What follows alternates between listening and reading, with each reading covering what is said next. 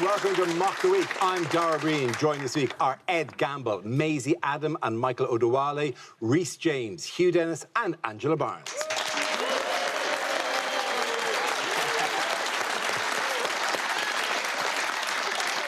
And, of course, as the coronavirus crisis continues, we will be performing between Perspex sheets, as we have already. We have no studio audience with us under the regulations we currently do. Instead, we get to look into people's homes and spot possible points of burglar intrusion as the course of the game. So, spot the weak points. That's the game we're playing tonight. Give it up for us in crowd.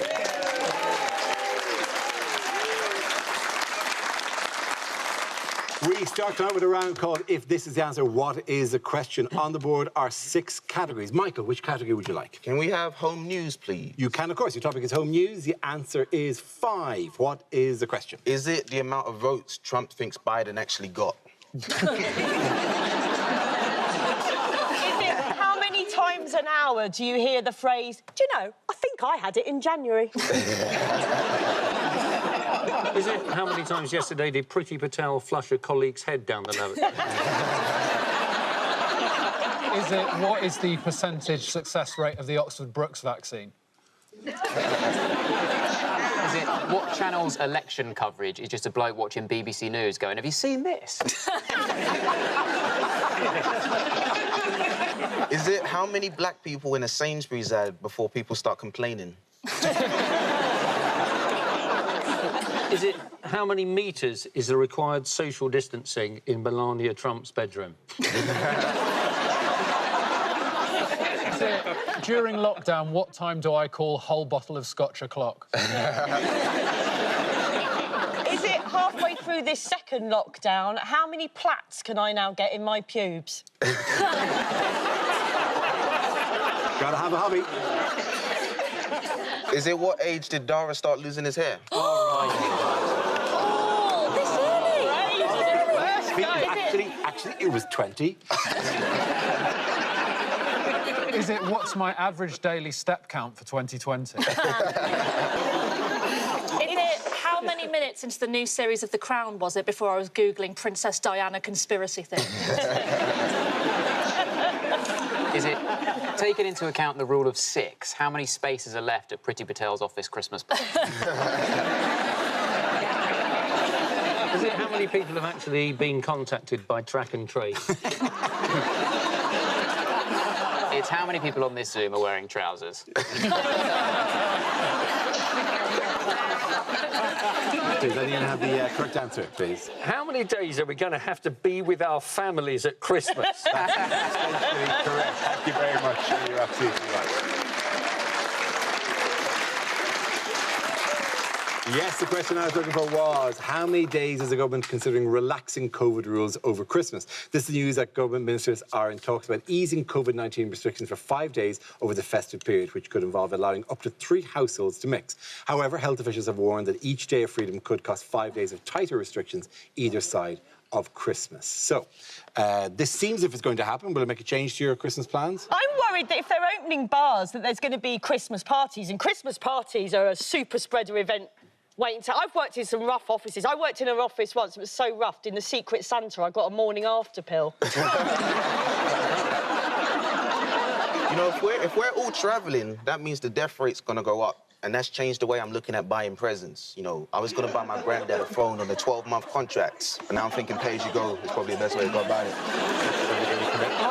It changes everything. It changes the hymns. On the 6th day of Christmas, my true love gave to me a persistent cough.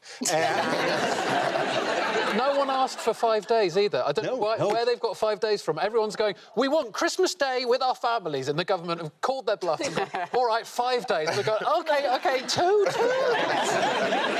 Please, not 5. It's going to give a new, darker meaning to the phrase, oh, go on, it's the holidays. You know, people used to say that to justify having 1 more mince pie, not to having 1 less grandad.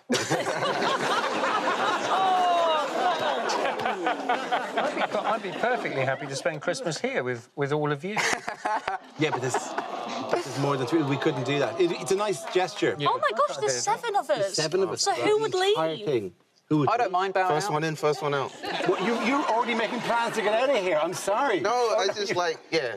I'm not sure how it looks like if I go. Yeah, that does seem like you have to stay. I think I have to be here. And by the way, may I just say to our Zoom crowd, little early on the Christmas tree. Little early on the Christmas tree.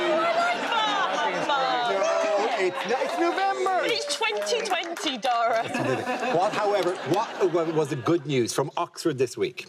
They've developed a vaccine. They've developed a Dara. vaccine, absolutely, they have, yeah. In the course of a day, it went from 70% effective Yes. at lunchtime to 90% effective by the 6 o'clock news. It was amazing. Well, it says it's 70% effective, and what the Pfizer one is 95% effective. We've still ordered, 5 million doses of it, which shows that it's the same as in the comedy industry. You can be shit as long as you went to Oxford. Yeah, I feel like, because I went to Greenwich University, so I don't know if I can make fun of the Oxford vaccine. Like, we're testing cowpole, that's where we're at. It's going to be so embarrassing that we've got to do this one. America have got a proper one that works, and we've got this 70... Essentially, our mums at Christmas are just going, oh, the man in the shop said it's just like the Pfizer vaccine. Mom, you bought me a Y box. There's people refusing to take vaccines going, I don't know what's in it. They're the same people who eat Iceland sausages. These people who don't... the anti-vaccine people, Yeah. do they think that there's a chip in vaccines that is going to track... Wake up, sheeple, there is. Imagine being that arrogant, thinking the government wants to track me. Like, trust me, the government do not want to inject me with a vaccine to track what I'm up to. They'd be sat there, first day, they'd be going, is he going for another shit? We've spent millions on this secret chip to inject infant, and he just goes, computer shit all day long. Oh, fridge, shit. Yeah. I feel bad for the Russian vaccine, because they just made theirs too quickly, do you know what I mean? It's like when you order an Indian takeaway and the guy's like, I'll be there in 15 minutes. And you're like, nah, take longer. That's too soon. You didn't spend any time on my food, did you? I'd like you to cook my food, thank you very much. Yeah, because there's bad, like, there's a fourth announcement due to happen from somebody that are rushing this, who are getting this out fast, and there'll be some scientists with one huge eye and blue skin going, it's pretty safe. They go, you sure you've tested this? Totally tested? I'm totally sure. It is maybe the most British thing I've ever seen, that you've devised a British vaccine, right? Only the third in the world, and the tone here is being, nah. Whereas in America, we're like, yeah, look, we've driven back COVID. Here it's like, nah, it's all right. Where were we? What £7 billion plan has Boris Johnson announced? Is that mass testing? Mass testing. Of everyone, all the time. He's announced mass testing every 15 just after minutes. 3 separate vaccines have arrived. Yeah. So he's announced the one thing we don't need, that at some stage, just after we've got the vaccine, well, what's this for? Oh, we thought we'd test you as well? I've just got this. I've just got the vaccine, I don't need it. Somebody talked about mass testing before, and he said it was like a pregnancy test that you can do every day. And I thought, you're the only person I can think of who'd need a pregnancy test every day. It's typical, isn't it? Because you know that on the day that the last person in Britain is vaccinated, he will announce that track and trace is finally working. Have you had a test? I've tested. I get a test every week for this. What, we don't? You don't? No, I have not. I'm saying, whoa. I'm the one who should be going, you don't? I get tested every week. Every week. So, Dara, does that mean you can lick us and it'll be fine? Well, yeah, but it would be wrong. I mean, not in a many other BBC ways. way, it wouldn't, but... That's not my only judgment of whether I can lick other people I work with is, I'm COVID safe, let the slathering begin. Oh, Dara, you can let a girl dream. And the points go to Ed, Maisie and Michael. Woo. Now we play a round called Wham Bam Thanks Van Tam. This game involves Angela and Maisie. So if you could make your way to the performance area, please. This round is a stand-up challenge. I launched a wheel of news, and whoever chooses to stop one of our performers must step forward and talk about that subject. OK, here we go. Let's spin the wheel. First topic is health. Maisie. Big year for health, am I right? I recently got a call from the NHS asking me to come for my first ever cervical screening exam, my smear test. But the doctor called me in. He said, Miss Adam, I hope it's OK with you. We'll need to get a female chaperone for this exam. I said, yeah, of course, that's absolutely fine. I don't know about you guys, but I assumed when he said a female chaperone, I just assumed he meant female health worker. What I did not assume was Sharon off of reception. So imagine, if you will, I am already lying down on the table, like legs akimbo, in the stirrups, and from behind the curtain, like some sort of budget stars in their eyes, Sharon appeared. Like, tonight, Matthew, I'm going to be checking out your fanny, right? Thankfully, she came up and joined at the top end rather than the business end. He was at the business end digging for gold. And she stood over me and maintained what can only be described as the most intense eye contact I've ever experienced in my life. And the reason I know this was because I made the fatal mistake of looking up at Sharon and locking eyes, at which point I thought, you're in now. You've got to say something. So I said, how have you been? Have you been busy? Like I got in an Uber. And I thought she'd find this as uncomfortable as me and try and cut it off. No. Sharon took this as an invitation for a deep, meaningful chat. She went, do you know what? I won't lie. It's been really, really hard. It's been really difficult. We've never been under such a strain as now. The NHS is really, really struggling. The phone lines are going off the hook. We've got too many patients, not enough doctors. I'm not seeing my family half as much as I wish I could. Her voice started cracking. She went, everybody stop clapping on a Thursday night. And I didn't know what to do, so I grabbed her hand and I said, Sharon, I'm so sorry you feel like that. I'm so sorry. This is during my cervical screening exam. A man is inside me. I said, I'm so sorry you feel like that, Sharon, but I just want you to know you're so appreciated, and it's people like you that have kept this country going, and I'm really sorry you've been made to feel underappreciated. And then, from between my inner thighs, the doctor looked up at Sharon and went, do you know what? She's right, Sharon. You've been brilliant. He then turned to me and went, what say you and I give Sharon 3 cheers, right? I don't know how this pandemic is going to end, but quite frankly, any healthcare service where we are encouraged to sing a song of support to the lady from reception during our smear test with the added encore of "For she's a jolly good fellow" is a healthcare system worth saving. Thank you very much, amazing.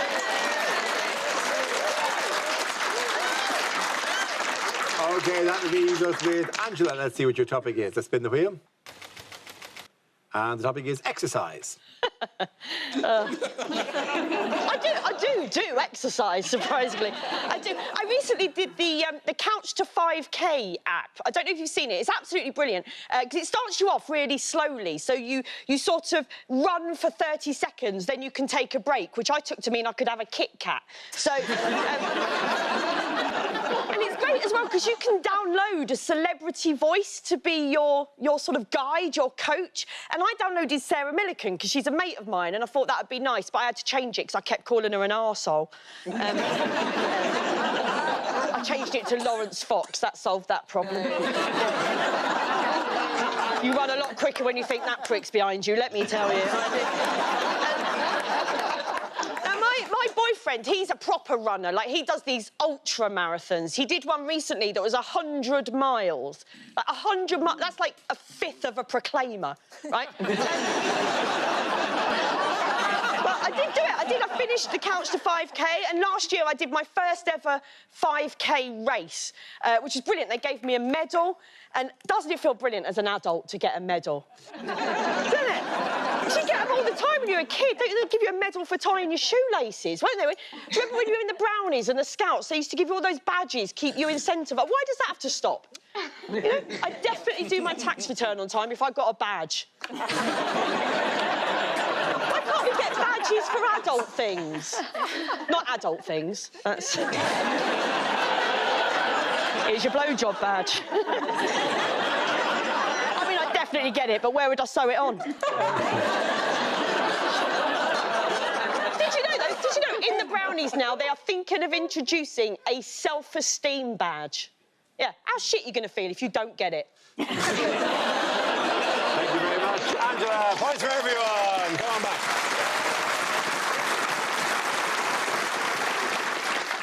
Our next round is called Picture of the Week. I show the panel a topical image and ask them to tell me what is happening. So what is going on here? Is this the Penguin realising Batman's beaten him again? Oh, looks like someone forgot to book the Melania double.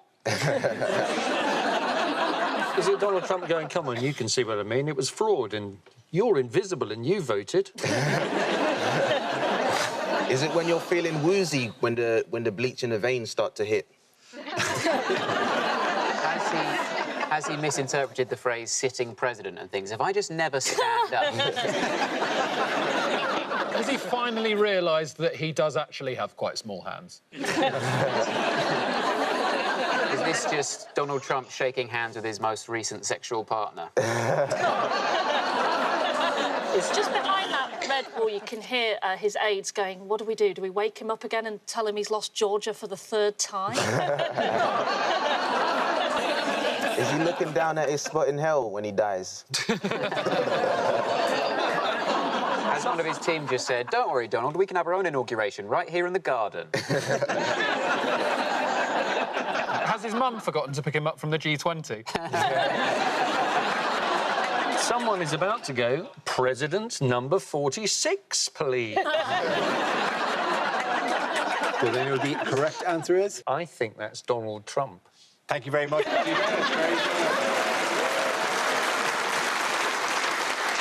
Yes, this is US President Donald Trump, who this week finally authorised his team to coordinate with President-elect Joe Biden's incoming administration. However, he's still refusing to concede the presidential election, which was called for Biden nearly 3 weeks ago, insisting that he is moving full speed ahead with his legal challenges.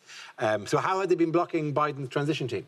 They've been refusing to release the cash to pay for the transition, so Biden was having to crowdfund for money to do the transition. You know, it's going to cost him a lot of money, the whole transition. Think of the amount of stair lifts he's going to have to put in the White House. The thing is, though, everyone said it was bad he was having to crowdfund it, but he's, like, in his 80s. Just a couple of laps of your garden, that's 60 million easy. I don't think Donald Trump should have to pay for it. It's like someone breaking up with you and then going, oh, just before I go, can I have a bit of money? I'm going on a date.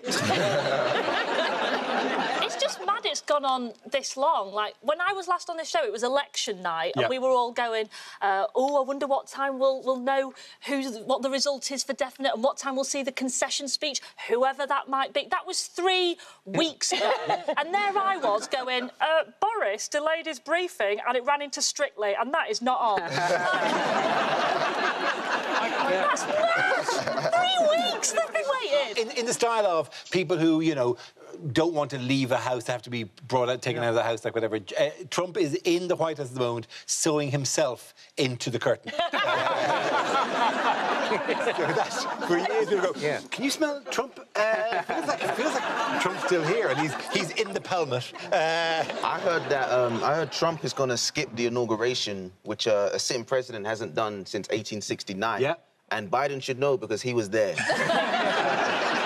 He seems to be Trump's playing a massive game of pensioner chicken, where he's just seeing how long he can string things out and hope Joe Biden dies before him. He's going to run out of legal challenges and then just start making stuff up properly and accusing Joe Biden of being 3 kids in one big coat. But haven't they officially declared it as, like, the most secure election in American history? Yeah. Like, loads of things. I mean, that is a kick in the teeth for someone trying to prove the opposite, isn't it? Yeah. Basically saying, not only did you not win the beauty pageant, this is the most vomit we've seen from a judging panel. He's doing what I used to do when my mum came to pick me up from a friend's house. She'd be going, 5-minute warning, we're leaving now. I'd be going, Mum, I'm doing a jigsaw in the Oval Office. Let's hide. Let's hide. Eventually he'll leave, though. He will leave the White House. Biden will go in, but he'll do something like just refusing to give Biden the Wi-Fi password. And then we'll spend 4 years with an offline president.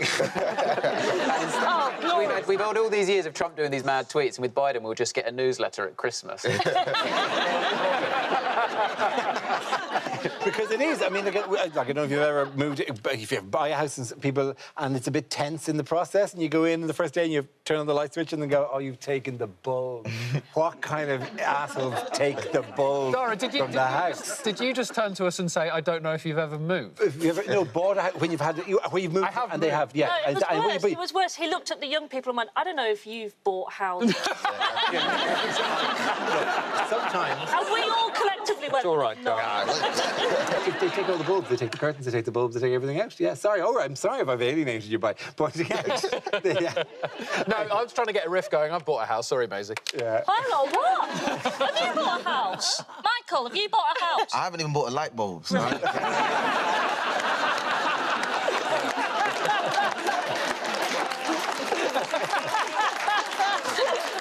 What was notable about Trump lawyer Rudy Giuliani's recent press conference? This is terrible. He started to... It was quite hot, wasn't it? He started to sweat and he started to drip hair dust down his face during the thing. I don't know about this, Dara, because I obviously don't dye my hair, but just reminds me, is it a good thing when your lawyer's so nervous he leaks from the head? And actually, not just... It's on both sides. It came down on both sides. It actually ran down... I'm not being funny, but this is the photo that I took into the hair salon to get this.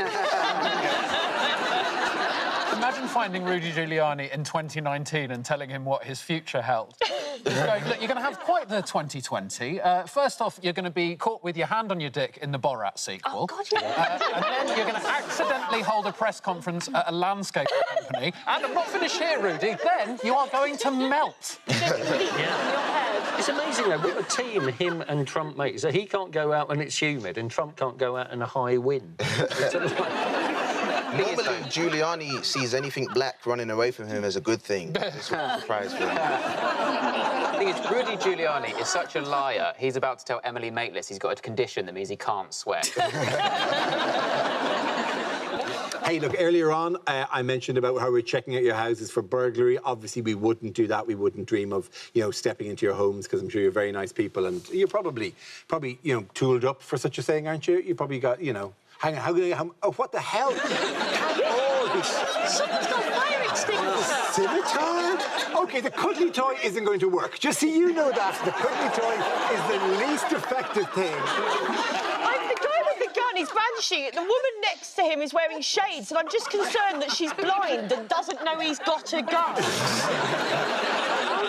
I'm honestly, really, seriously, if we've got to laugh at all out of you people, I'm happy just to back away. I like that couple on the cream sofa just casually brandishing a hammer and a knife. It's like the most lethal episode of Gogglebox. I hate to say it, but the man with a hammer genuinely looks like a serial killer.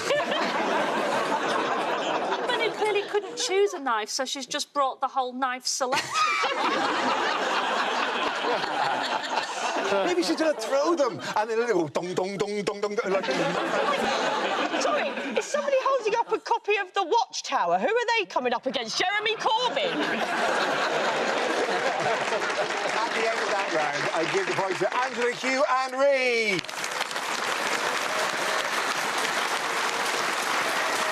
Now, we come to scenes we'd like to see, so if everyone can make their way over to the performance area. I'll read out this week's topics, and then we'll see what our panellists can come up with. OK, here we go. The first subject is unlikely lines from a blockbuster movie. Unfortunately, this year's Hunger Games has had to be cancelled thanks to Marcus Bloody Rashford.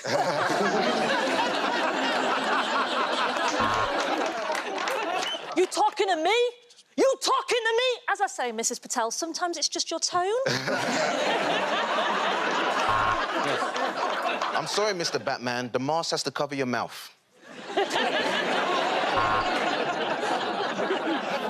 He says he's going to kill you, but he won't. He's just being silly. Stop being Darth Vader! Stella! Stella! So you have to order on the app. We need to join forces to become a pantomime horse. You be front. I'll be back.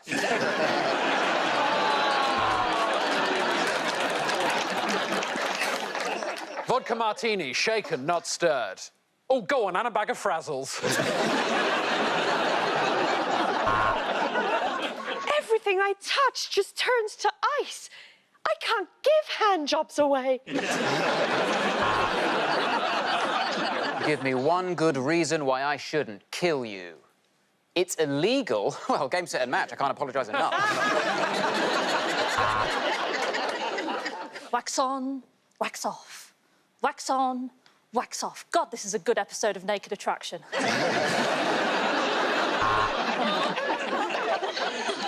All the superheroes are sat cross-legged on a sports hall floor in Avengers Assembly. I mean, you can laugh, but I did that one in series 14, so yeah. Yeah, I'll take it. Yeah. I am Batman. Do you have any strepsils? I don't know what happened. I was just making love to John McClane and then he passed away. I guess it was a good day to die hard. I don't know what happened. I was just making love to John McClane, and then he passed away. I guess it was a good day to die hard. Just use whichever one you prefer. You had me at hello. You lost me at send nudes. I see dead people, OK? And they all voted for Sleepy Joe Biden. You're not the president. You're wearing a disguise. I just ripped the president's face off. Say hello to my little friend! Mr. Sunak, if you could just outline the budget. Of course we need a bigger boat. You cannot catch a shark in a fucking pedalo. The next topic is things you never hear in a science documentary. And your host is not Dara O'Brien.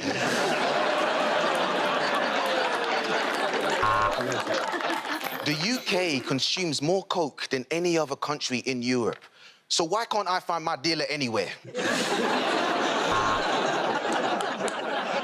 Hi, I'm Brian Cox, and I'm here with my favourite bald comic companion, Tom Allen.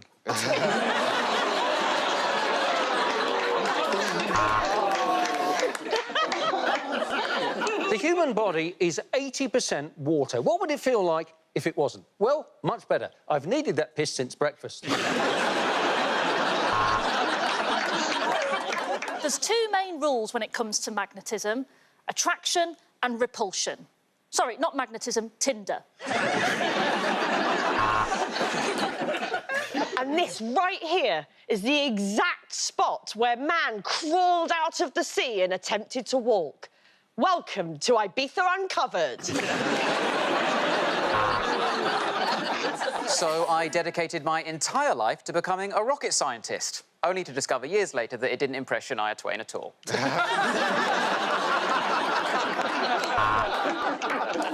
NASA have finally solved the problem of lack of motivation at work with this, a rocket small enough to put up your arse.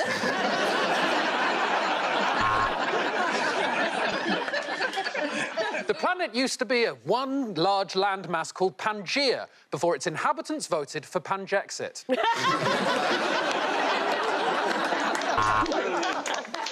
If you look around, chemistry is everywhere, except in my marriage. Well, stand back and put your safety goggles on, and let's see what happens when I pop a Viagra.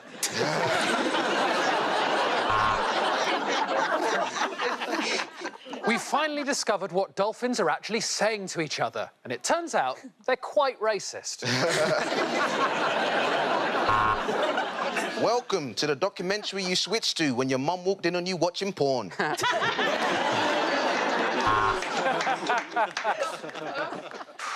Well, we've got it up to 70%. That's enough, isn't it?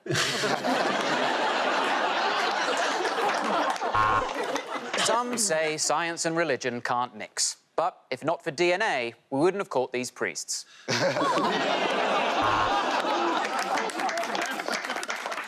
As Archimedes lay in the bath, he made his greatest discovery yet. Dicks float.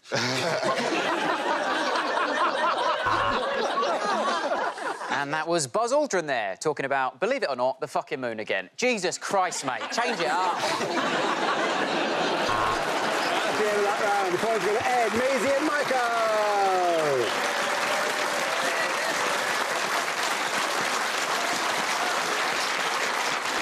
That's the end of the show. This week's winners are Angela Barnes, Hugh Dennis and Rhys James. Commiserations to Michael O'Dowari, Maisie Adam and Ed Gamble. Thank you for watching. Good night. Liam's life isn't going to plan, so he looks back to his ladhood for clues. Press red to watch now on iPlayer. And the music can stay as long as hipster jeans don't make a comeback.